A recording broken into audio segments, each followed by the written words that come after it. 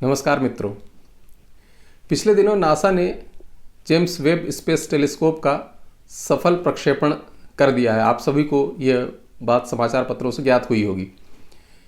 यह आधुनिक विज्ञान में एक क्रांतिकारी स्टेप बोला जाता है, रेवोल्यूशनरी स्टेप है, क्योंकि इसके पहले हमारे पास हब्बल टेलीस्कोप उपलब्ध था जो कि पृथ्वी से लगभग 550 या 570 किलोमीटर की दूरी पर स्थित था और उसकी कुछ सीमाएं थीं, जैसे कि वह मुख्य रूप से जो दृश्य प्रकाश है और थोड़ा बहुत अल्ट्रावायलेट और इंफ्रारेड प्रकाश को भी ग्रहण कर पाता था, लेकिन मुख्य रूप से वह दृश्य प्रकाश को ही ग्रहण कर पाता था। इसलिए वह बहुत दूर तक अंतरिक्ष में या समय में बहुत पीछे तक देख नहीं पाता था। परंतु अब वैज्ञानिकों ने जिस कुछ दिनों पूर्व जेम्स वेब स्पेस टेलीस्कोप का प्रक्षेपण किया है, वह इंफ्रारेड विकिरण को भी ग्रहण करेगा। मुख्य रूप से इंफ्रारेड विकिरण को ग्रहण करने के लिए ही उसको तैयार किया गया है, जिससे कि वह अंतरिक्ष में बहुत दूर तक और बहुत पीछे तक देख सके। इसके लिए वैज्ञानिकों ने जेम्स वेब स्पेस टेलीस्कोप को एक बिंदु पर, जिसे कि लेग्रांज पॉइंट कहते हैं, हमारी पृथ्वी से लगभग 15 लाख किलोमीटर दूरी पर स्थापित किया है एवं वह वहाँ पर अंतरिक्ष से आने वाले जो इंफ्रारेड विकिरण हैं उनको ग्रहण करेगा और वह छवि हमें प्रेषित करेगा, जिससे कि हम अंतरिक्ष में बहुत दूर तक और समय में बहुत पीछे तक देख पाएंगे। इसलिए जैसे ही यह सफल प्रक्षेपण हुआ है, तब से लगातार समय में पीछे देख सकने की बातें या भूतकाल में देख सकने की बातें बहुत ज़्यादा प्रचलित हो गई हैं। सभी लोग ऐसा कह रहे हैं कि शायद अब हम समय में पीछे भी देख पाएंगे, क्योंकि हम सभी जानते हैं कि किसी चीज़ को हम तभी देख पाते हैं जब वहाँ से चलने वाली प्रकाश की किरण हमारी आंखों तक पहुँचे एवं मस्तिष्क में एक छवि बनाए। इस विषय पर हमारे देखने की क्षमता के ऊपर मैं एक वीडियो पूर्व में भी प्रेषित कर चुका हूँ, जो कि उसकी लिंक मैं आपको आई बटन में दे दूँगा, जहाँ पर आप उसे क्लिक कर देख सकते हैं। तो अगर हम जितनी दूर तक देख पाएंगे इस टेलीस्कोप के द्वारा, जितना समय में पीछे देख पाएंगे, तो हम भूतकाल में भी बहुत दूर तक देख सकने में सक्षम हो सकेंगे। ऐसा माना जाता है कि यह टेलीस्कोप जब कार्य करना आरंभ करेगा तो हमें काफ़ी पहले का लगभग बिग बैंग के बाद की जो घटनाएं हैं, शुरुआती जो आकाशगंगाएं वो कैसे बनी, तारे कैसे बने, इनके विषय में हमको जानकारियां मिलनी शुरू हो जाएंगी। और यह भी संभव है कि बहुत इसकी संभावना देखी जा रही है कि यह टेलीस्कोप ब्रह्मांड में हम अकेले ही हैं क्या, इस विषय पर भी हमको जानकारी प्रदान करने में सक्षम हो सकेगा। दूसरे शब्दों में हम ये कहें तो ये हमको यह भी बता सकेगा कि क्या ब्रह्मांड में कहीं और भी जीवन है, किसी और भी ग्रह पर, क्योंकि ये दूसरे ग्रहों पर जो जीवन के लिए अनुकूल परिस्थितियां हैं उसको भी ग्रहण कर सकने में सक्षम होगा। तो अगर हम किसी यंत्र के द्वारा या टेलीस्कोप के द्वारा भूतकाल में पीछे देख सकते हैं, तो हम बहुत सारी ऐसी घटनाएं हैं जो पहले घटी हुई होंगी जिन्हें हम अब देख पाएंगे। सामान्य तौर पर जब हम किसी तारे को देखते हैं तो हम इसको ऐसा देखते हैं जैसा कि वह उस वक्त था जब वहाँ से चला हुआ प्रकाश हमारी आंखों तक पहुँचा। बहुत सारे तारे और आकाशगंगाएं हैं जो हमारी पृथ्वी से लाखों प्रकाश वर्ष की दूरी पर हैं। इसका अर्थ यह भी हुआ कि हम जब उन तारों या आकाशगंगाओं को देखते हैं तो वैसा देखते हैं जैसा वो लाखों वर्ष पूर्व थे।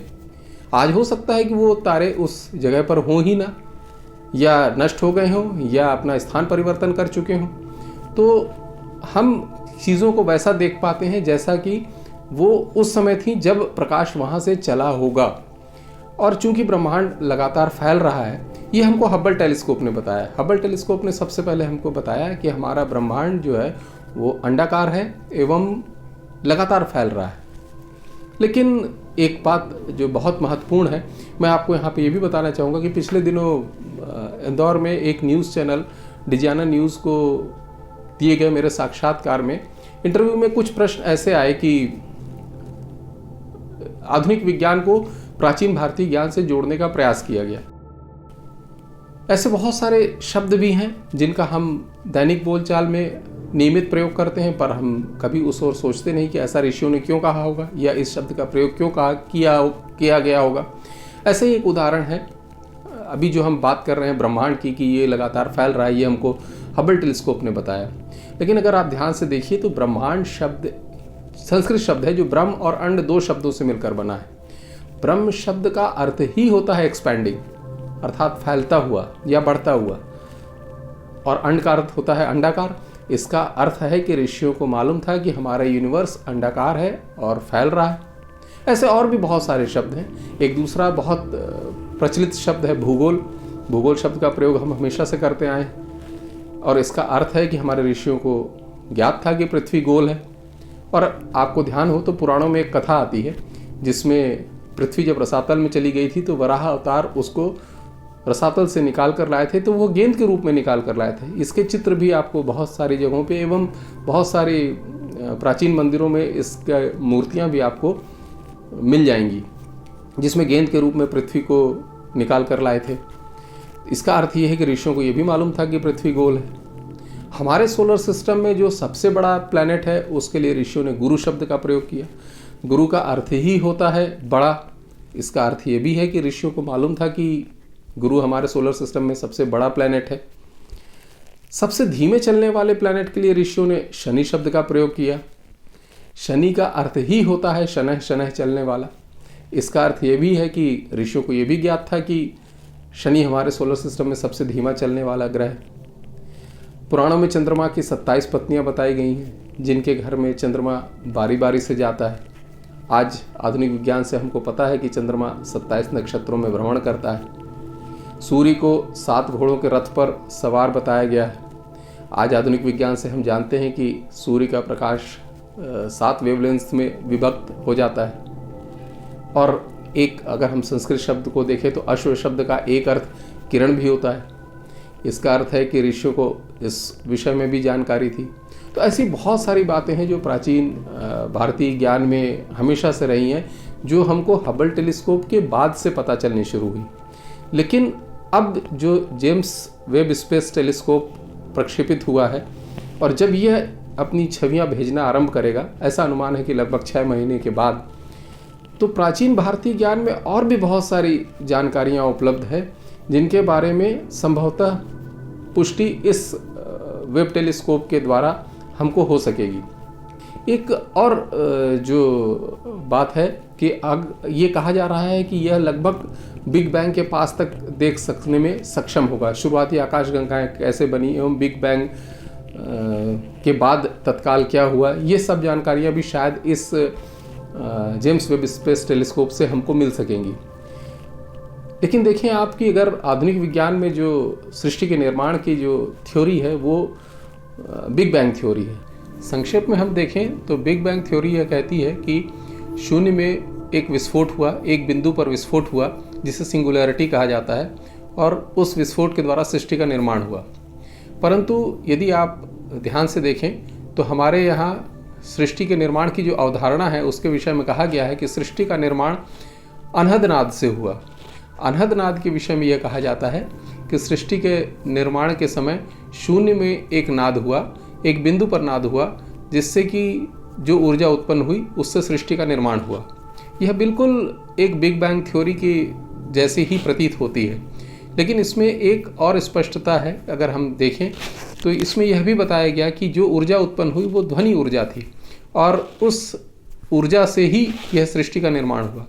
आज जो स्ट्रिंग थ्योरी है वो भी लगभग कुछ इसी तरह की बातें करती है कि जो यूनिवर्स है हमारा, जो सृष्टि है वो स्ट्रिंग्स से बनी हुई है जो अलग अलग आवृत्तियों पर, फ्रीक्वेंसीज पर कंपन कर रहे हैं और इस सृष्टि का निर्माण कर रहे हैं। जो अनहद नाद की कल्पना है वो भी कुछ इसी तरह की बात करती है, क्योंकि हम जानते हैं कि ध्वनि उत्पन्न होने के लिए किसी तरह की दो वस्तुओं को आपस में टकराना आवश्यक होता है, जिसे हम आहत नाद कहते हैं।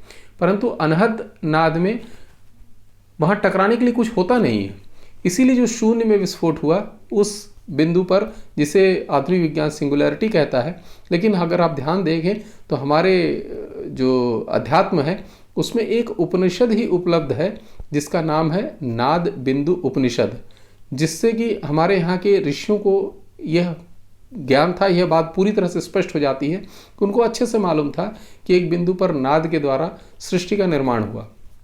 तो हम यह कल्पना कर सकते हैं कि या आशा कर सकते हैं कि भविष्य में जेम्स वेब स्पेस टेलीस्कोप के द्वारा हमें जो सूचनाएं प्राप्त होंगी वो प्राचीन भारतीय ज्ञान में वर्णित इस तरह के बहुत सारे जो वैज्ञानिक बातें हैं उनकी पुष्टि भी करेगी। तो निश्चित रूप से ये आधुनिक विज्ञान के लिए भी बहुत क्रांतिकारी कदम होगा, साथ ही साथ हम भारतीयों के लिए भी एक गर्व का विषय होगा, जिससे कि हमारे प्राचीन भारतीय ऋषियों के ज्ञान को आधुनिक विज्ञान द्वारा प्रमाणित भी किया जा सकेगा। धन्यवाद।